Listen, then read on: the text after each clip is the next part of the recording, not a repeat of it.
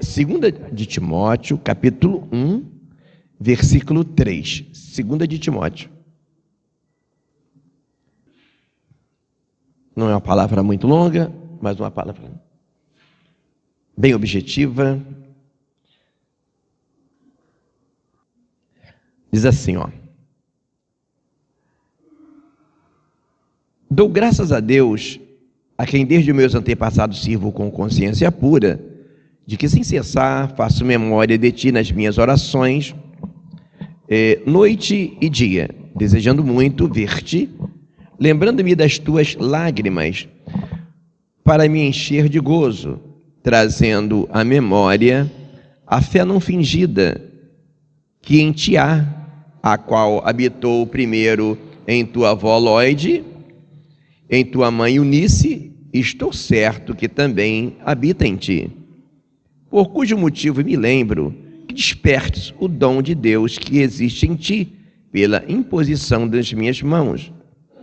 Porque Deus não nos deu o espírito de temor, mas de fortaleza, de amor e de moderação.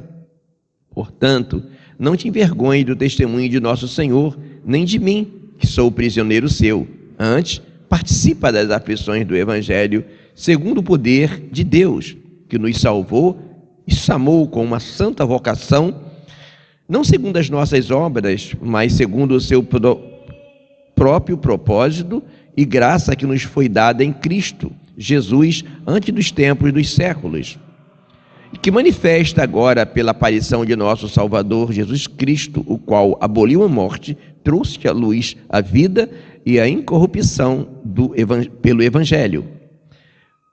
Para o que fui constituído pregador e apóstolo e doutor dos gentios, por cuja causa padeço também isto, mas não me envergonho, porque eu sei em quem tenho crido, estou certo de que é poderoso para guardar o meu depósito até aquele dia. Conserva o modelo das sãs palavras que de mim tens ouvido, na fé, na caridade que há em Cristo Jesus.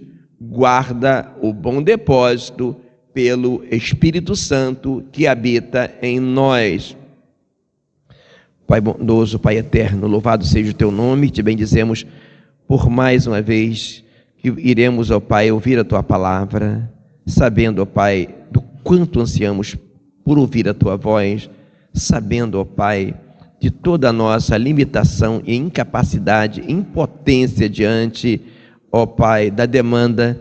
Eu venho te suplicar mais uma vez, humilhado diante da tua presença gloriosa, que tu venhas, ó Pai, mais uma vez, falar aos nossos corações, trazer a tua instrução, ó Pai, alimentar nossas almas, fortalecer o nosso espírito.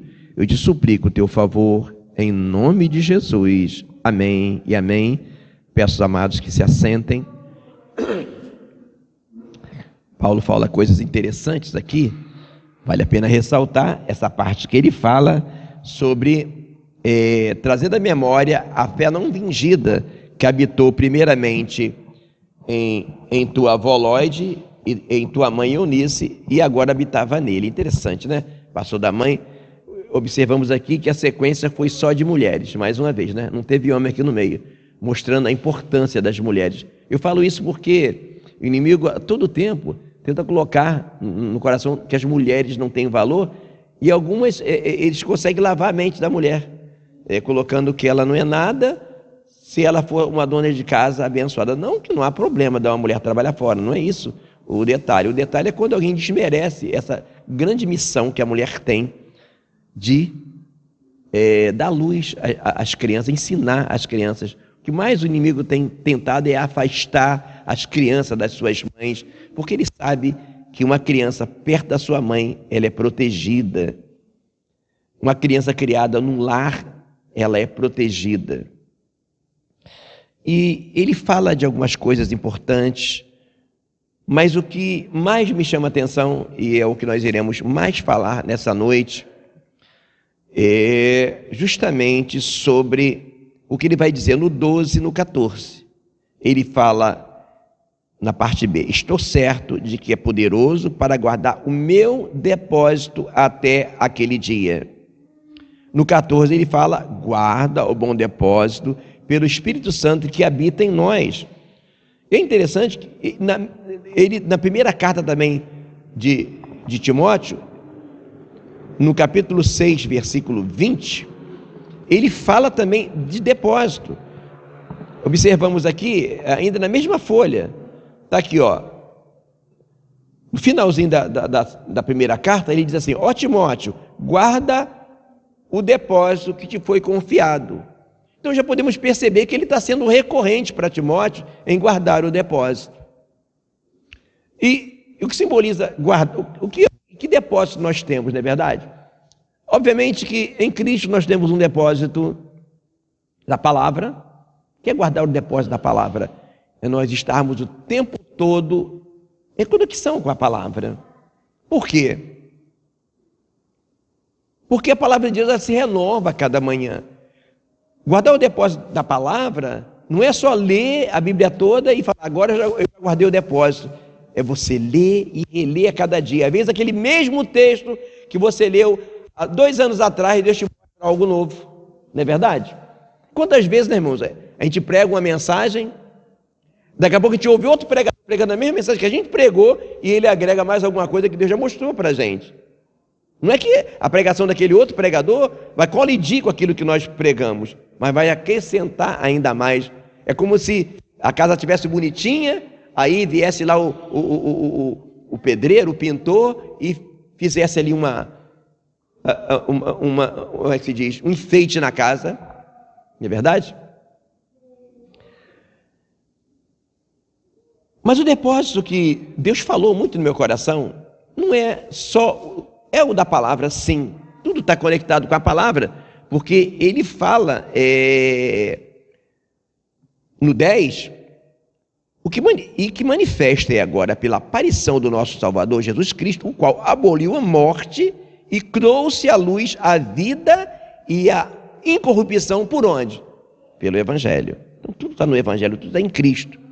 Mas o que Deus falou ao meu coração, não só hoje, mas por esses dias, falou muito ao meu coração, é justamente um depósito chamado misericórdia. A palavra de Deus diz que a misericórdia triunfa do juízo. E falando de depósito de misericórdia, abra agora em Lucas 6. Iremos ler apenas esses 2 versículos aqui.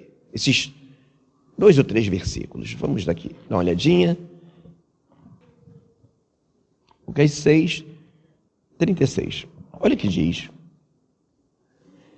Sede, pois, misericordiosos, como também vosso Pai é misericordioso. Não julgueis e não sereis julgados. Não condeneis e não sereis condenados. Soltai e soltar-vos-ão. Dai e ser-vos-á dado. Cada medida e desbordando, vos deitarão.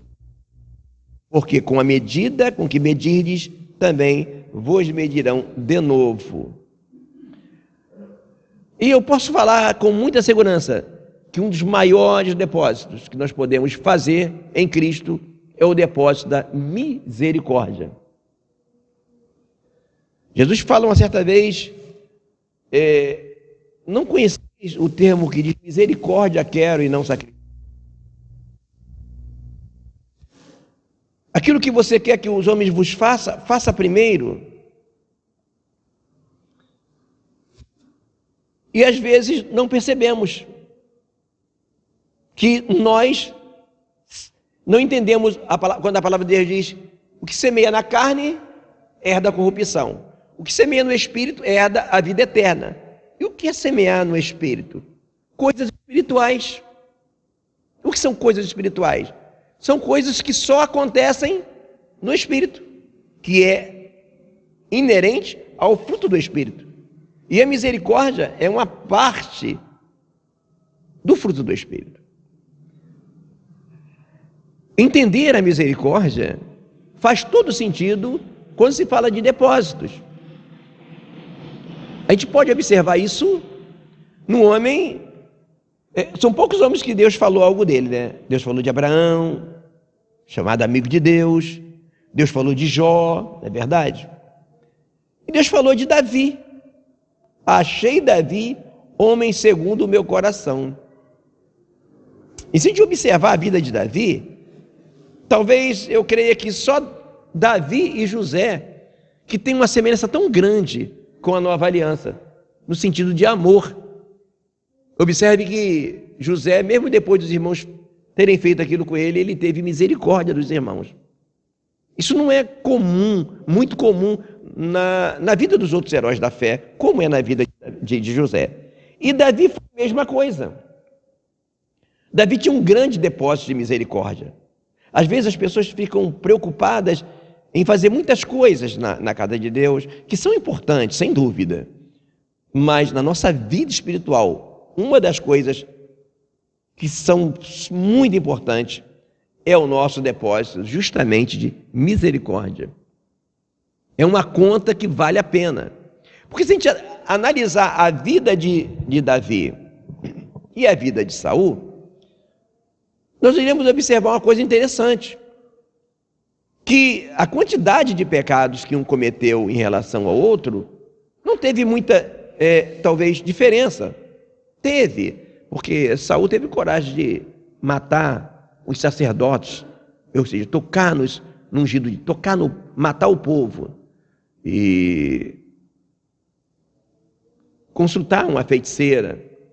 Mas Davi pecou muito em relação também a Saul. Saul fez coisas...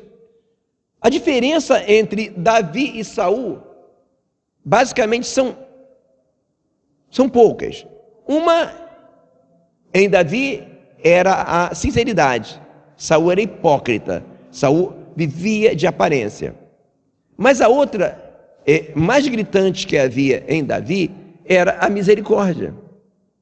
A gente observa a misericórdia de Davi, que quando ele assume o trono, ele faz questão de procurar alguém que fosse da linhagem de Saul, para poder abençoar. Por causa de quê? Do pacto que ele havia feito com Jonas, por causa de entender que, apesar de todo o erro de Saul, ele era genro de Saul, e abençoa Mefibosete. Mas o ponto alto da misericórdia de Davi, e isso vale muito a pena a gente meditar, é justamente depois de Saul tentar matá-lo várias vezes, ele tem Saul nas mãos, e o próprio servo fala aí, olha, Deus te deu o teu inimigo na tua mão, e Deus tinha dado mesmo. Se ele mata Saul, entraria na legítima defesa, ele não estaria mal não, ele não estaria mal na fita não, no sentido de que ele estava se defendendo.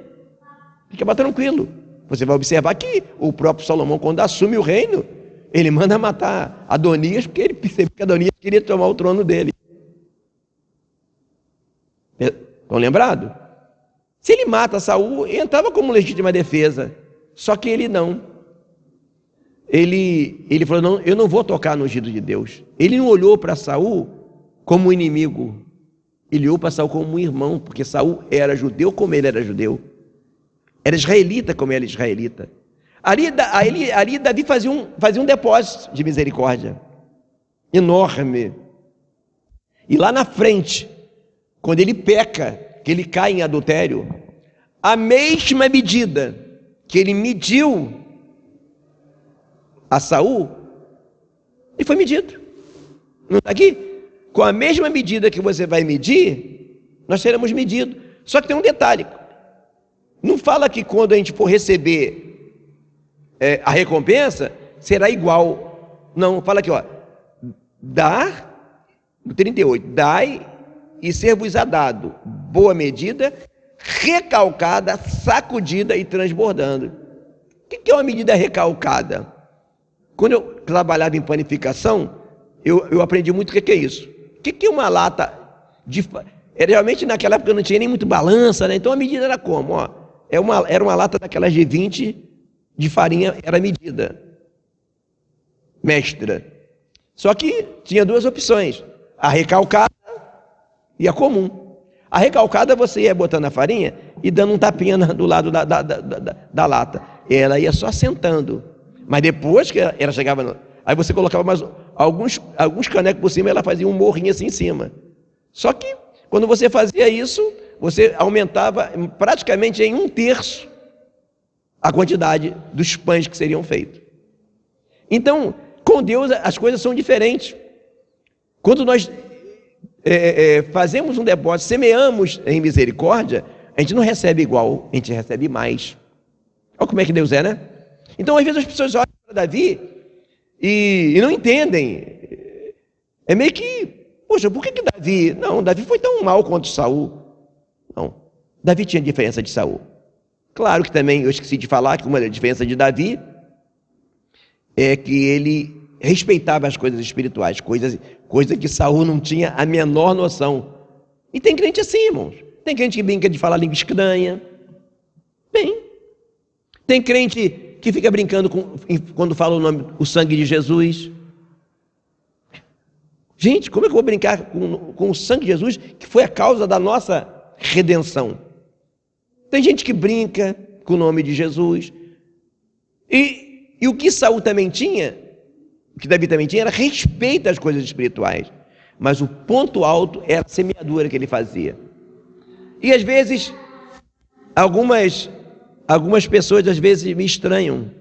Acham que eu tenho... poxa, parece que o senhor tem sangue de barata. Não, irmão, não é isso. O detalhe é que às vezes nós lidamos com situações, mas não paramos para pensar que algum dia a gente foi tão menino como aquele crente que é menino. Nenhum crente que hoje é um presbítero, é um pastor, ele nasceu pastor, nasceu presbítero, nasceu diácono. Nenhum crente que hoje tem uma certa maturidade, ele foi sempre assim. E às vezes as pessoas não entendem. Amados, por que Deus não deixou os anjos?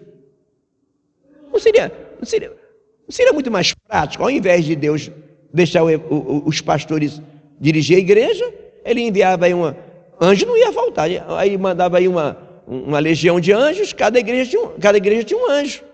Então aqui tem um detalhe. Primeiro que pecasse, ele passava a espada. Ele não sabe o que é pecar. A misericórdia, irmãos, é quando você vê alguém errar, aí você lembra, eu já fiz igual ou pior. Então Deus fez a coisa toda certa. Por quê? Só que às vezes a gente não para prestar atenção nesses detalhes que parecem serem pequenos, mas são muito grandes. A misericórdia de olhar para alguém que às vezes você até pensa, essa aí não tem mais jeito, e ter a misericórdia, acreditar que Deus pode libertar ela.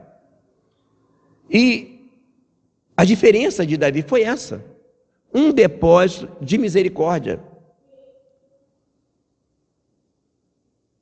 E às vezes as pessoas se preocupam em fazer tantas coisas, mas às vezes não percebem como está o seu depósito de misericórdia, como ele tem agido diante de situações. E às vezes nós estamos vivendo hoje a semeadura que fizemos no passado. É da mesma forma. Deus deixa nas nossas mãos o nosso julgamento. Aquilo que a gente acha que uma pessoa merece, nós estamos também preparando para a gente. E Deus fez coisa muito certa. Por quê? Se Ele não coloca um homem falho para dirigir a igreja, às vezes a coisa ia dar ruim. Às vezes as pessoas... Mas por que tem essa paciência com as pessoas? Porque a gente também falha, irmão. A gente é falho. A gente não é um padrão de acertos, não é verdade? Só que às vezes eu observo pessoas no reino, no mundo, é normal, né? Que às vezes não para analisar a necessidade da misericórdia. Porque a misericórdia também, ela não age só da maneira de você olhar que você já errou um dia, que você já teve essas falhas. a misericórdia também, ela entra naquele detalhe de você imaginar o quanto você foi amado. Quando nós paramos para analisar o quanto Jesus nos amou e nos perdoou e nos purificou, quando nós focamos na misericórdia que Deus teve de nós, das vezes que nós falhamos no presente ou no passado, nós conseguimos ter uma projeção maior do que estamos fazendo no reino. Porque o que é a igreja, em suma? A igreja é um hospital, onde as pessoas chegam enfermas para serem curadas. Jesus não traz ninguém para a sua casa porque ele estava bonzinho lá. Tem pessoas que acham que vai ficar bonzinho para vir para a igreja. Não. O evangelho não é assim. O evangelho não é igual assim, um quartel que você faz treinamento para entrar. Uma empresa que você faz treinamento para entrar. Não, você entra do jeito que você está para ser tratado.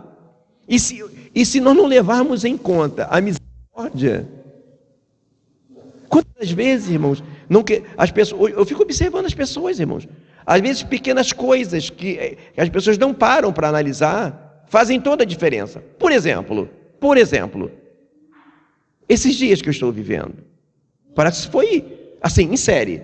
Minha esposa ficou doente, depois eu fiquei doente, depois o meu filho aconteceu o que aconteceu.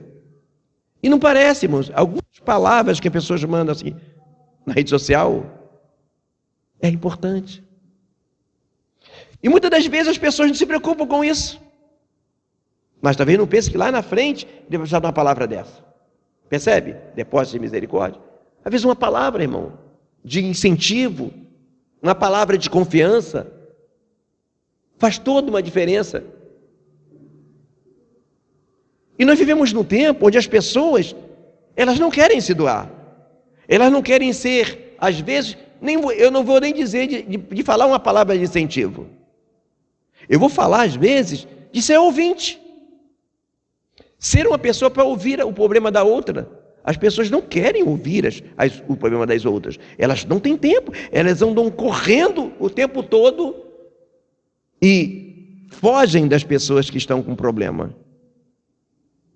Mas um dia ela pode estar com problema. Às vezes não percebem que o trabalho no reino é esse. Tem pessoas que... Não, aconselhamento é com o pastor. Não, irmão. O pastor, ele geralmente, a esposa do pastor, aconselha problemas mais graves. Mas você não está isento de alguém chega para você para conversar e você só escuta. As pessoas andam tão carentes, às vezes, de serem ouvidas.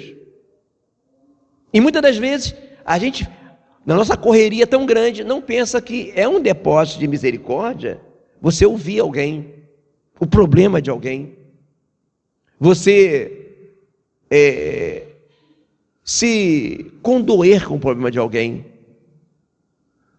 Porque, às vezes, estamos tão bem, está tudo correndo bem, que a gente nem lembra que existem problemas, não é verdade? Às vezes as coisas estão tão boas que a gente nem... Parece que os problemas não existem. Até chegar. Até acontecer. Então Paulo fala para Timóteo, guarda o bom depósito. Ele está dizendo de muitas coisas, irmãos.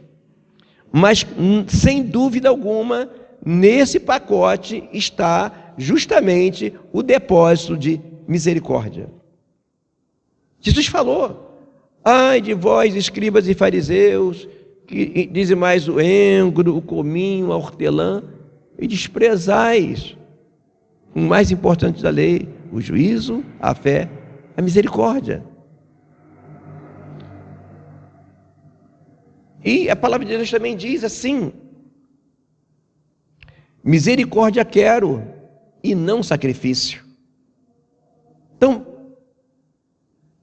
misericórdia é importante porque a palavra fala que nós, quando estamos em Cristo, fazemos parte da natureza divina.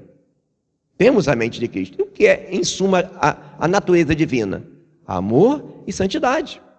E na palavra amor está implícito justiça, está implícito misericórdia, está implícito equidade. Misericórdia e equidade andam juntas. Se estamos em Cristo, temos a natureza divina. Temos que entender que há em nós. Veja bem, amados, não é questão nem às vezes de orarmos para ter misericórdia, nem de orarmos para ter a equidade. É entendermos que existe em nós e exercitarmos. O que em suma é equidade? Equidade é fácil de você entender. Imagine 4 crianças em um muro. Cada criança tem um tamanho. E elas querem enxergar do outro lado do muro. Para cada criança daquela com um tamanho diferente, vai ter que ter o quê? Um suporte menor ou maior. Percebe? Então, às vezes, amados, na casa de Deus, ou na nossa vida cotidiana, há pessoas, irmãos, que nós teremos que ter um pouco mais de paciência, porque ela é um pouquinho menor. Equidade é isso. Não é que é 2 pesos e 2 medidas. É mais ou menos assim. Você não pode cobrar de uma criança que ela tenha o entendimento que um adulto. Não tem como a gente cobrar, não é verdade? Uma criança quebra um copo sem querer, não é a mesma coisa que um adulto quebrar. E misericórdia, equidade e misericórdia são coisas que fazem parte do nosso depósito. Então, quando a palavra fala que fazemos parte da natureza divina, na natureza divina existe a equidade, a justiça e a misericórdia. Mas o mais interessante é que a palavra de Deus diz o quê? As suas misericórdias não têm fim. As suas misericórdias são novas a cada manhã. Olha só. A misericórdia de Deus é nova a cada manhã. Sabe o que quer dizer isso, irmãos? Que a nossa misericórdia tem que ser nova a cada manhã. A cada momento que nós estivermos numa situação e olharmos.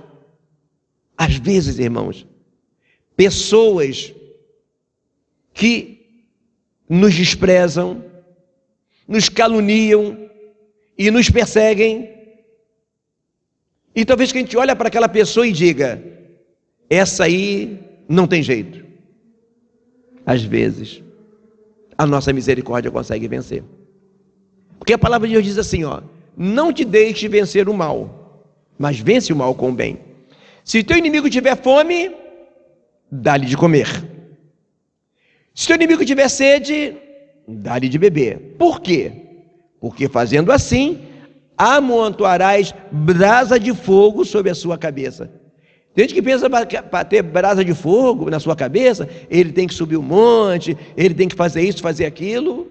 Mas o que a palavra de Deus diz para ter brasa de fogo aqui é isso. A gente entender o ponto básico do Evangelho, que é a misericórdia.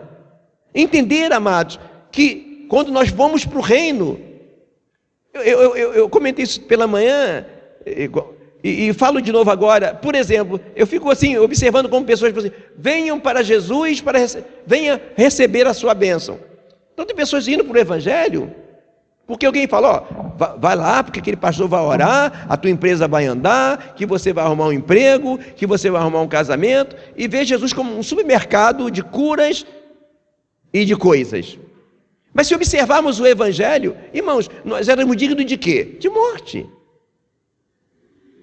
Ele morreu a nossa morte. Jesus morreu a nossa morte. Então, qual o motivo que eu vou para o Evangelho? Primeiramente, agradecer. Irmãos, o motivo pelo qual o homem sem Deus deve ir a Deus é para agradecer. Senhor, obrigado, que era para eu morrer e o teu filho morreu no meu lugar. Então, você percebe que algumas pessoas não entendem o Evangelho, porque elas vão para Jesus como filho de cego, pedindo, sem entender que a primeira coisa que ele tem que fazer, Senhor, eu vim aqui te agradecer. Alguém fala que não devemos aceitar Jesus, mas não tem como não entender dessa forma, que a palavra de Deus diz: estou à porta e bato. Se alguém abrir, entrarei. Então, ele não invade, realmente temos que aceitá-lo. Então é interessante, né? É um Deus, é grandioso, mas não vai invadir o nosso coração como os demônios fazem. Então, realmente, é aceitar Jesus em nosso coração. Agora, o motivo maior é qual? Senhor, eu vim aqui agradecer a misericórdia que tu teve do mundo inteiro e de mim, de ao invés de me matar, enviar o seu filho para morrer no meu lugar. É a misericórdia. Então você percebe que as pessoas às vezes não entendem. E quando nós entendemos a misericórdia de Deus, nós sabemos que o que diz a palavra: buscai primeiro o reino dos céus e a sua justiça, e as demais coisas vos serão acrescentadas. Então por que colocar a placa, venha receber a sua bênção, se as demais coisas vos serão acrescentadas? Percebe como muitos não entendem a misericórdia de Deus? E às vezes nós reclamamos da vida. Mas qual tem sido o nosso depósito? Tem pessoas, irmãos, que a vida dele só gira em torno do umbigo dele. Ele tem mais problema que todo mundo. Ou ele tem menos dinheiro que todo mundo. Mas ninguém é tão pobre que não possa dar uma caixinha de leite para o seu irmão, um quilinho de arroz.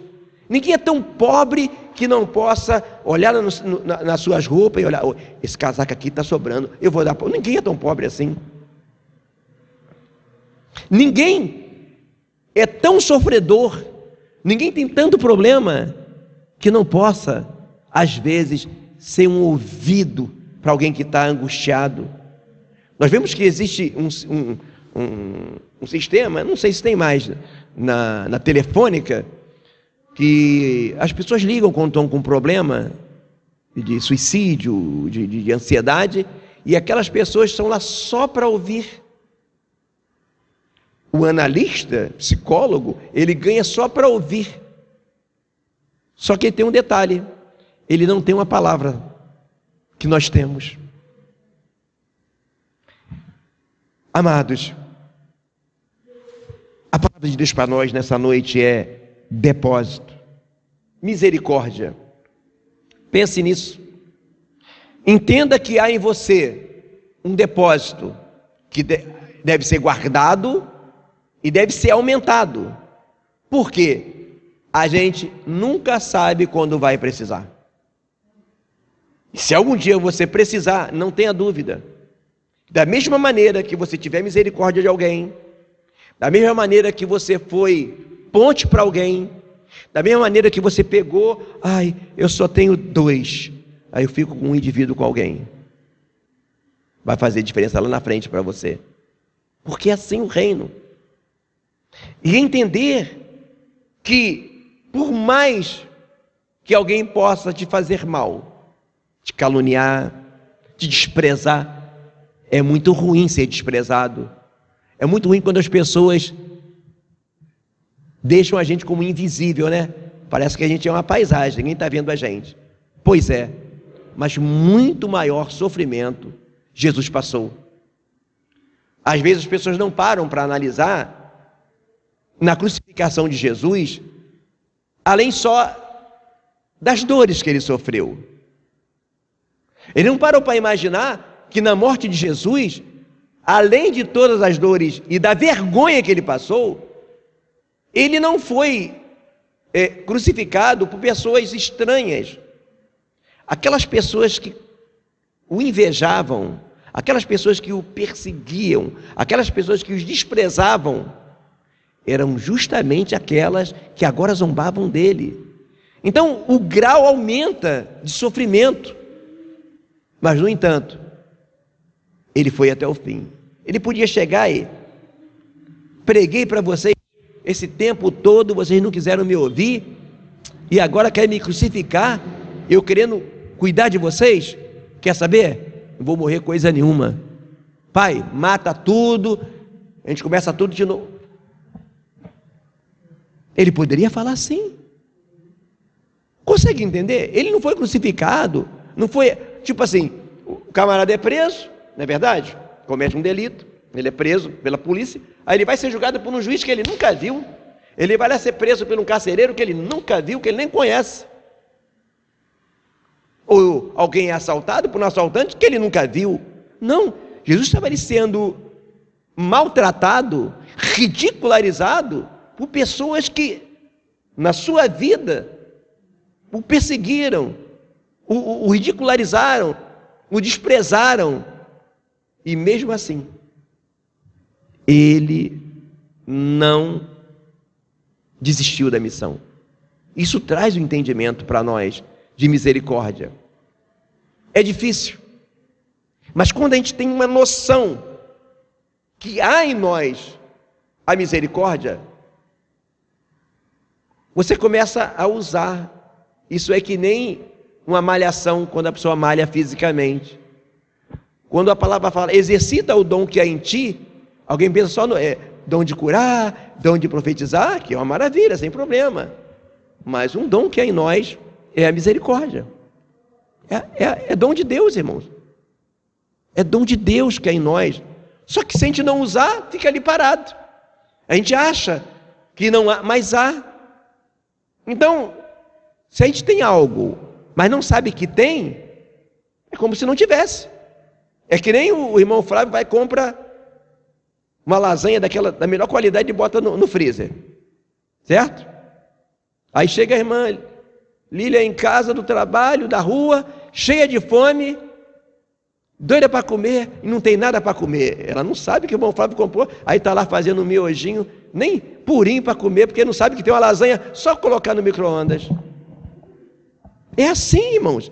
Irmãos, muitas das vezes nós não sabemos que há em nós uma presença do Espírito Santo, fazendo florescer, frutificar em nosso espírito coisas boas.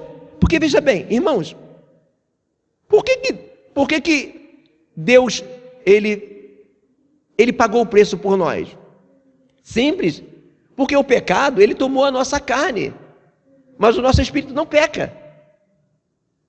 Sem Deus ele está amortecido, mas em Cristo ele está vivo. Agora, para ele frutificar e ele florescer, você vai ter que entender o testamento.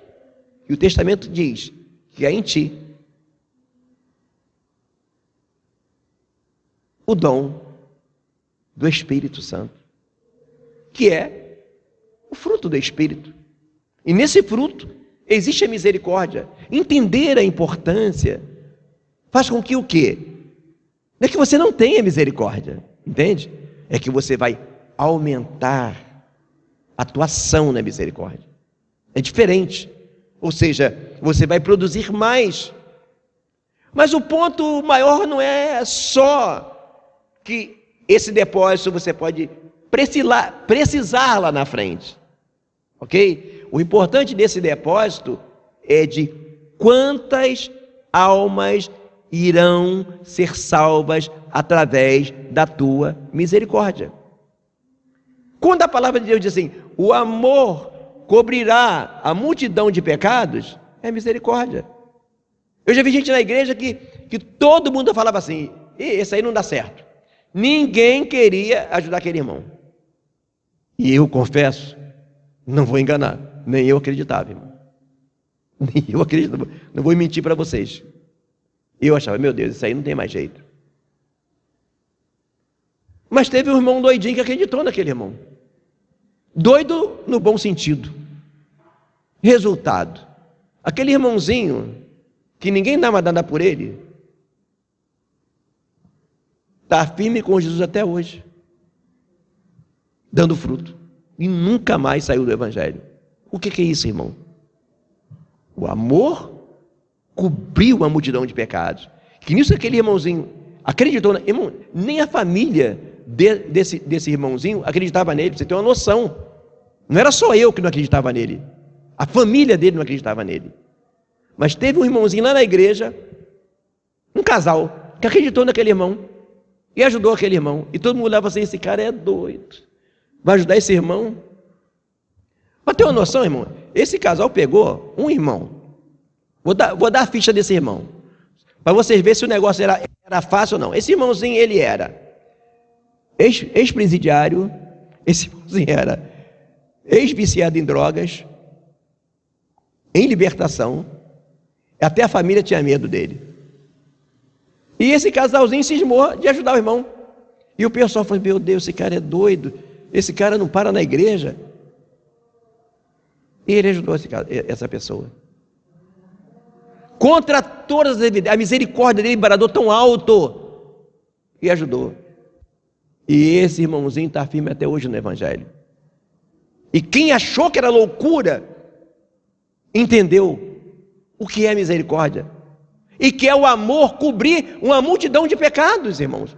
E hoje esse irmãozinho, que foi alcançado por esse outro, que já até dorme no Senhor, esse que ajudou, já até dorme no Senhor, ajuda outras pessoas. Percebe a reação em cadeia? Então, amados, essa é a palavra de Deus para nós nessa noite. E Deus tem falado muito ao meu coração sobre o depósito, sobre a misericórdia. Misericórdia é um pouquinho mais, misericórdia é um pouquinho mais acima de um amor normal. Eu vejo a misericórdia como um amor em sua máxima ação, né? Porque o mundo a gente ama quem ama. A misericórdia não, ela extrapola os limites da normalidade. Entra numa parte que as pessoas falam que só no Evangelho existe, que é dessa forma como Jesus nos amou. A palavra fala que Jesus amou o mundo que Deus amou o mundo de tal maneira que enviou Jesus. E Jesus amou a igreja da forma que o marido deve amar a esposa. E a palavra fala que Jesus se entregou pela igreja de uma forma diferente. E assim como ele se entregou por nós, nós possamos entender que às vezes as pessoas acham que coisas grandiosas são tantas outras coisas, mas às vezes aquela pessoa que ninguém dá nada por ela, que nós vamos ter misericórdia dela, ela vai ficar firme e vai ser um canal de bênção para alcançar mais uma multidão. Já parou para pensar a reação em cadeia que acontece no inferno de salvação e cura, quando nós entendemos a importância da misericórdia. E a palavra de Deus diz que a misericórdia triunfa do juízo. Esta é a palavra de Deus para nós nessa noite. Eu convido os amados a orar nesse momento. Vamos orar ao Senhor. Oremos. Senhor Deus e Pai, louvado seja o teu nome para sempre, Senhor. Eis aí a tua palavra, Senhor, que foi lida, sobre guardar o depósito, ó Pai. Senhor, que possamos verdadeiramente ter um bom depósito de misericórdia, não simplesmente para receber misericórdia em tempo oportuno, mas também, ó Pai, para que a cada vez da nossa misericórdia, vidas sejam salvas, pessoas sejam libertas e sejam um canal de bênção, ó Pai, para curar este mundo tão enfermo, tão sofrido, tão necessitado de amor, ó Pai. Senhor, dá-nos graça, ó Deus, para entendermos que temos em nós a natureza divina, para entender que há em nós, ó Pai, a tua presença maior, gerando, acima de tudo, amor, equidade e misericórdia. Eu te peço, ó Pai, que nós possamos sempre nos lembrar que Tu nos amou primeiro, que nós éramos dignos de morte e fomos salvos. É o que eu te peço, em nome de Jesus. Amém e amém.